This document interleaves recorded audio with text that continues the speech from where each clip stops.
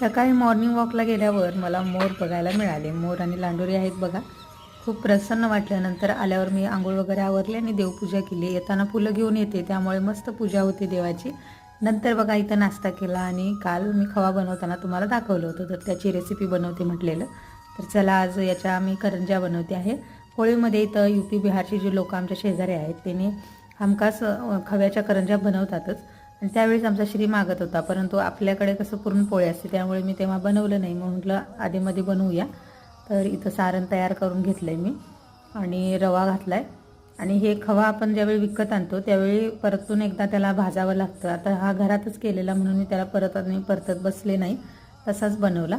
आणि असंच पण खाऊ शकतो किंवा मग मी आता पाक बनवून घेतला आहे कलरचा आणि थोडंसं असं डेकोरेट केलं आहे बघा. नंतर दुपारी जेवण केलं, मस्त खरडा भाकरी केलेली. या सगळे जेवायला. आणि आजची सुद्धा 10,000 पावलं मी पूर्ण केले आहेत. बाय.